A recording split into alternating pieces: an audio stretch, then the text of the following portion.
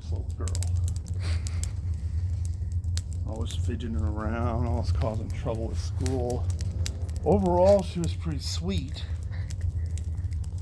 But some people thought she was, I don't know, just nervous, always afraid of everything, afraid of her own shadow, for God's sake. They didn't really know what to do with her. No one knew what to do with her. One thing might fix her. Just have her dad come back once in a while and say hi to her. That didn't work out. I just got started. Everyone in the family up. That didn't work. One thing might help her. Let's get her a bike. Let her ride around. Well, she didn't care about that bike. He just sat there and rusted. What's wrong with her? What's wrong with her? We'll figure out something.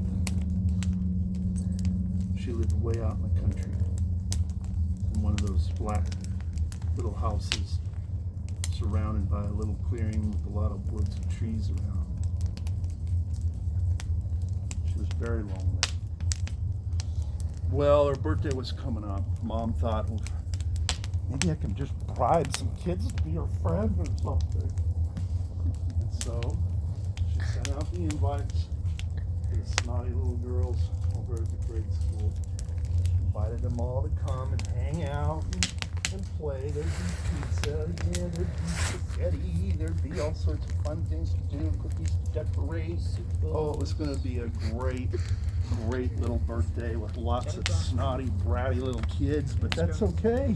Mom could take it. She'd take a deep breath, she'd take her Xanax, she'd chill out, she'd make it through. She did come up with what she thought to be a brilliant idea, which is to get the kid a puppy. First she thought, it's too much responsibility, but she got this little critter, so cute, little black nose, tiny little guy, just so sweet, and she took right to it, thank goodness. She loved it, she took care of it. She only had it for about a week before the party, but she got accustomed to it, and something about it calmed her more than anything else that they tried. Something about that little puppy calmed her. She could hold it in her arms like a little fake baby. She'd just enjoy it, lick her face, and she'd just be totally at peace and happy, and she'd pet it slowly, lick her hand. She'd just know that the dog loved her, and she was going to be okay. Her mom thought, maybe she's going to be okay. And so the big day came. Oh boy, she made some fancy invites too. Come to the Halloween birthday party. It's right around Halloween. It was going to be great. She didn't want to interfere with trick-or-treating because she knew most of the girls wouldn't show up, the little snots, because they wanted to be out trick-or-treating and they couldn't be bothered to come to the party unless it was a day, two before Halloween. But she waited too long and decided to have it happen.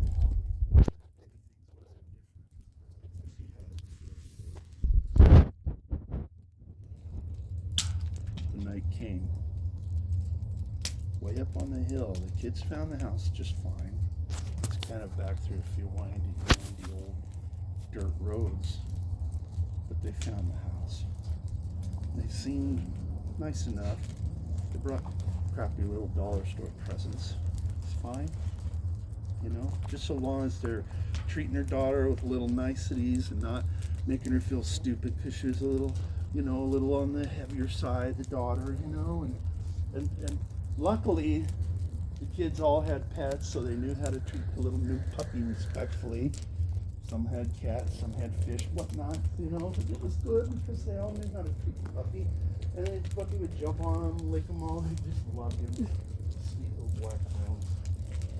Cute puppy. Cold black nose. We loved him. So, the party began. Day after Halloween. The girls were having a good time. Mom just let them play. They seemed like they were good kids. They were going to be nice to her daughter. She was going to have some friends in this place. So,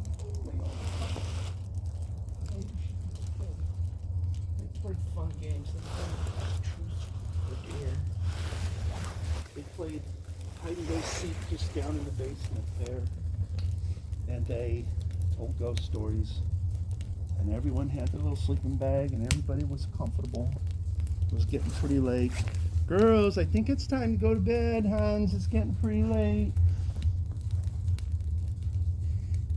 And that's when she heard it.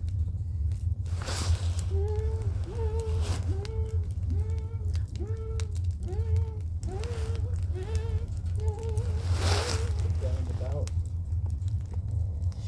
stupid hospital down there. Melder's Institute for the Mental Hygiene. Why did they have to build it right down there by the river? It's such nice land. Why did they have to build it right down there?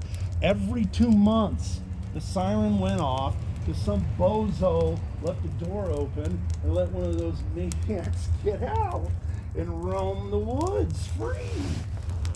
What was going on down there in the valley? We needed to know. We wanted to know. The citizens want to know what's going on down there.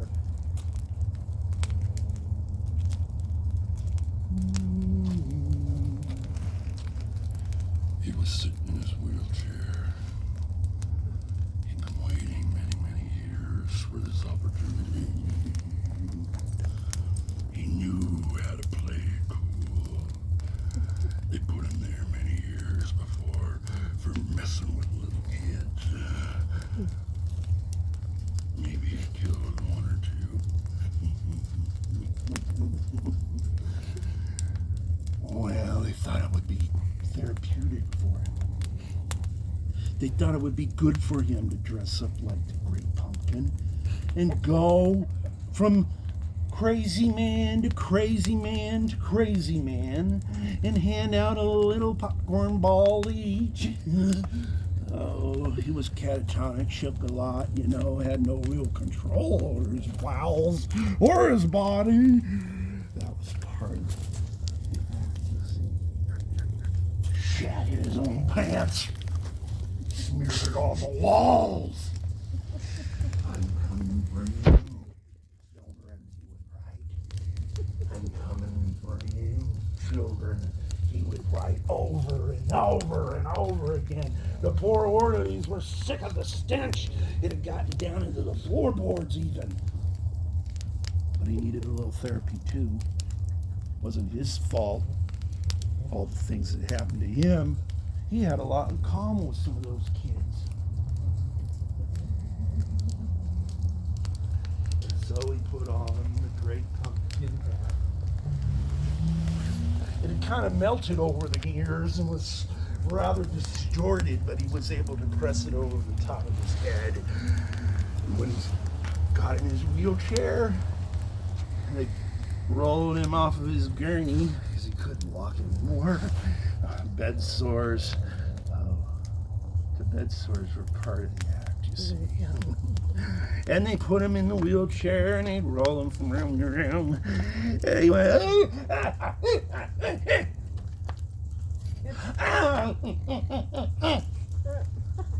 he wanted to go visit his friend, the janitor, first.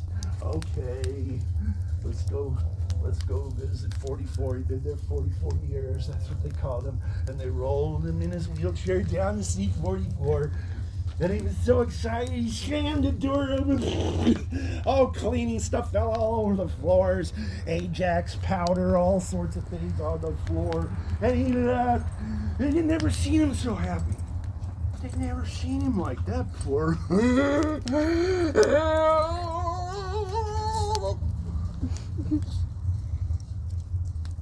He was so overheated with excitement that his pumpkin head even melted more. Nearly sealed itself around him. He had to tear open the mouth a little bit into a gaping maw so he could just breathe, He thought he was weak. How could he tear open an old piece of rubber? I don't know. He must have been stronger than we expected. No big deal. And so he handed his popcorn ball to 44. Little caramel on it. Oh, thank you, sir. So glad you come around visiting me. So glad. Ken's like, give him a hug. No! Don't even get near him, please. You notice? We got him in his chair. We want to keep him there. So they rolled him from person to person. All the inmates. He gave him one of those. He gave him one of those popcorn balls.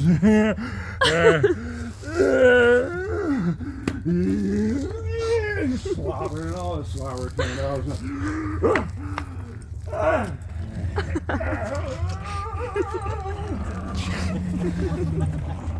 Everyone got a popcorn.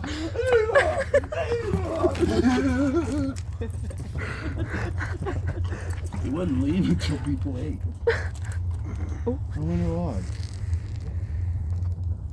No one really noticed they were a little saltier than usual. Maybe had a little slight aftertaste of almonds. Huh. Maybe cyanide, maybe? When he threw open the door, you see, the door bashed on the cabinet there and knocked off some rat poison. He'd been thinking about this for many, many years. About 8 years ago, they had to play Santa. It wasn't the right opportunity. This was. One last orderly was laying there, crawling towards the phone to try to call for help, set off the alarm, anything. And his stomach already had a huge seeping sore, and it suddenly kind of popped open. So his guts came out all over the floor. And that's when the Great Pumpkinhead played amongst the entrails. He remembered what it was like to feel the warmth again. He shat his pants and left it so.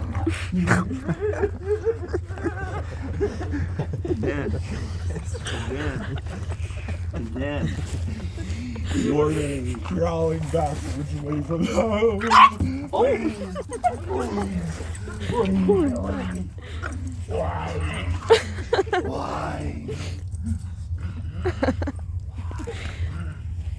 Why are you doing this to us? Because I like children. I want to be out of here.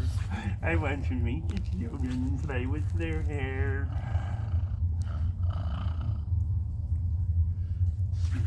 This is where we backed away. He rolled his wheelchair towards it. He didn't even know he had enough arm strength to even move that wheelchair. And as the man was backing away, crawling towards his phone, he was able to hit the alarm. He didn't like that much. Now the sheriff would come soon. Now he really had to move it. And so, after 30 years of being in Meltzer's Institute of Mental Hygiene, Pumpkinhead stood up out of his wheelchair. Strangled man till he popped off. Yeah. He's looking jangled. He worked himself towards the front door. The guard there was dead. He'd had his popcorn ball. Good boy. Good boy. He even had it half in his mouth. He could chew in on it. Good boy, eating your popcorn ball. And so, big orange head.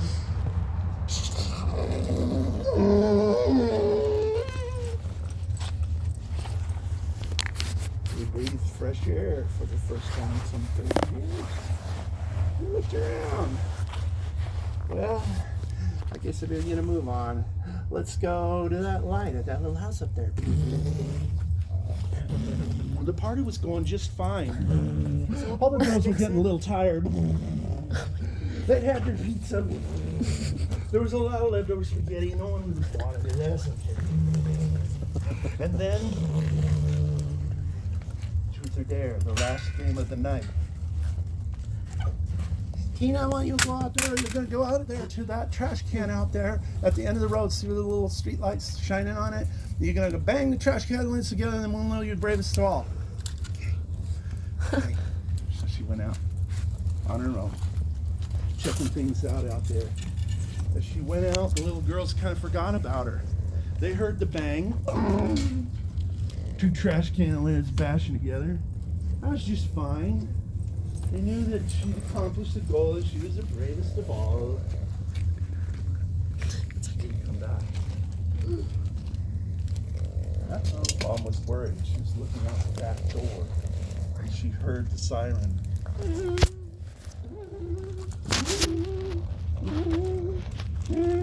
Girls, I think something's wrong. Mr. Pumpkinhead had been a telephone man, and he cut the telephone lines. Help! Help, please! Back in the day before cell phones, the phones. And so they were alone out there in the country.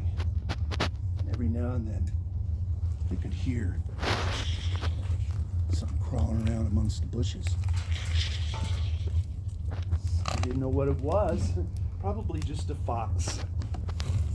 Oh, clever as a fox? Yeah, a fox. He come up the hill. He met the first little girl. He was in love. But she started yelling a little bit. And so he took two trash cans lids and smashed them on either side of her head. He'd never seen anything go so flat so fast. Weird looking. You're funny. So Mom knew that she needed to get out there and get some help and get the sheriff or get a neighbor who lived a couple miles away, somebody to come and just watch over the girls. And the mom knew that somebody might be hurt out there. She didn't come back, you see. And so Mom said, girls, I want you to stay down here. Don't let that puppy bark. Don't let that puppy bark, because I don't want anyone to know you girls are down here in the basement. Turn off the lights. We're just going to play a little game. It's kind of like a game where you go see those great kitties. You can do this, okay? Nobody make any sounds, all right? Nobody make any sounds. Mom got in the car, pressed open the garage, backed out. She didn't see him scuttle in. Right into the garage. She closed the door fast. She didn't know he was inside. She should have taken the kids with her. She couldn't fit them all.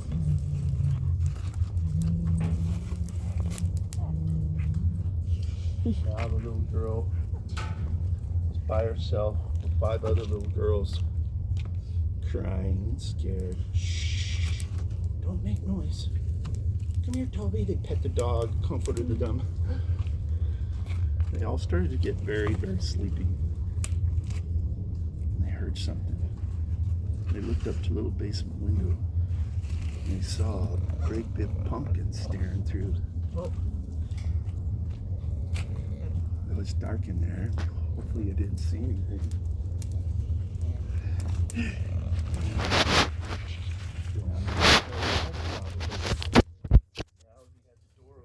could come and go as he pleased, because he hated locked doors. He'd go inside the house, he'd go outside the house. He'd go wherever he pleased now. He always wanted a little family like this. Some little girls. Maybe a dog or two, maybe a sweet wife. Mom didn't get far either.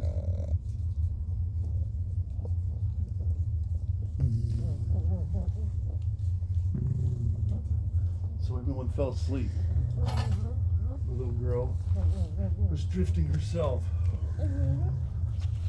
She felt herself falling asleep, and then she saw, bright as if it were daytime, a giant pumpkin head leering down at her with no teeth except 4 to tear at someone's corduroy arteries on the sides of their neck. And that's all she saw. And then she woke up out of her nightmare, and it was still pitch black. And she decided, I better go pee-pee. And she walked across the basement floor and stepped in a warm puddle of spaghetti. Why is someone spilling their spaghetti on the floor? Oh. That's not spaghetti. That's Teresa's face. They busted it off. She pulled her foot out of the skull.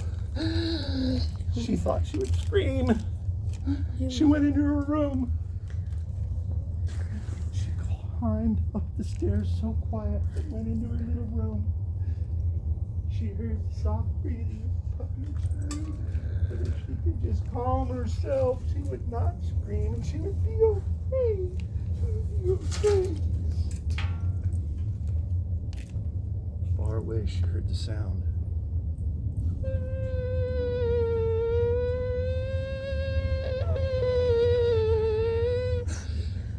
Police were coming, she hoped.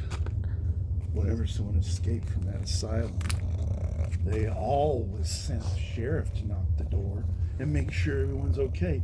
Batten down the hatches, he'd say, or another one got loose.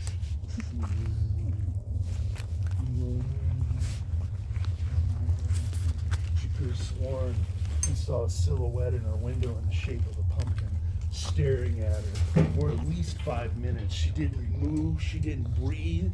She felt a scream coming up inside of her. A scream like she'd never screamed before, tearing at her guts. She just had to get it out.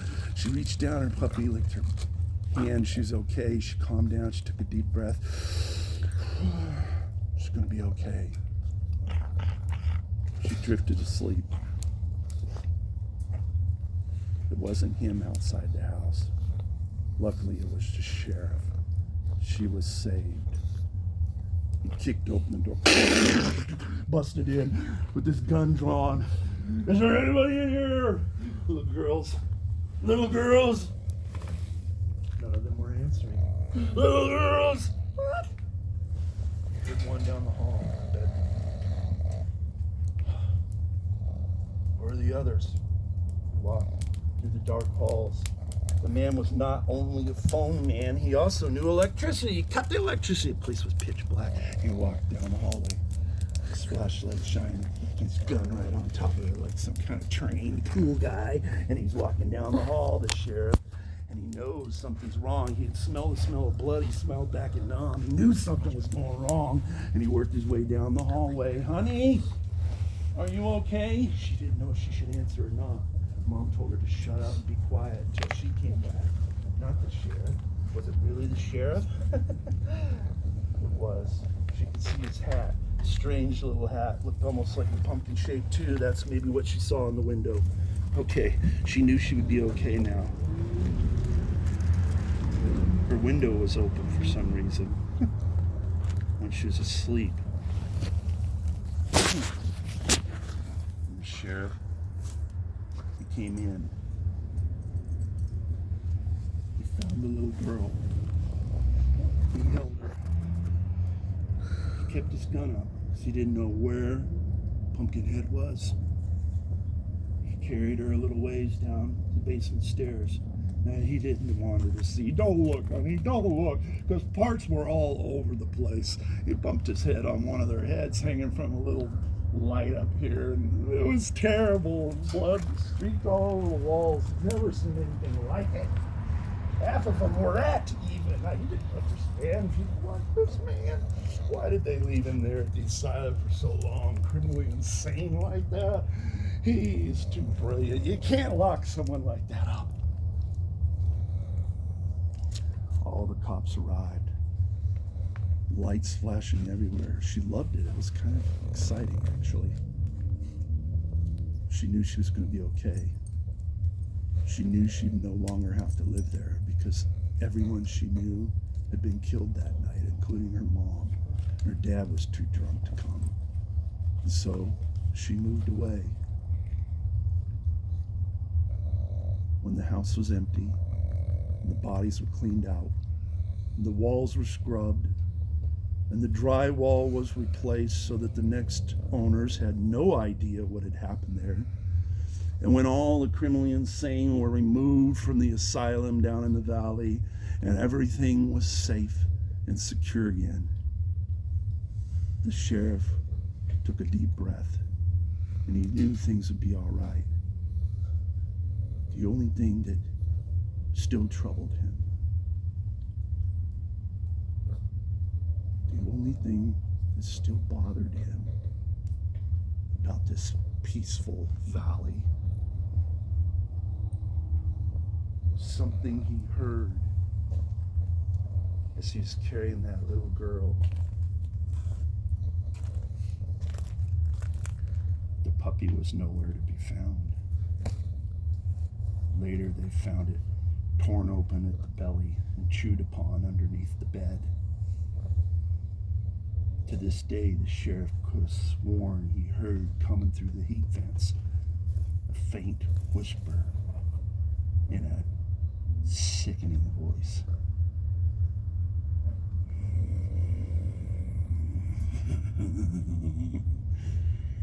Kill that little girl. Humans can lick hands too.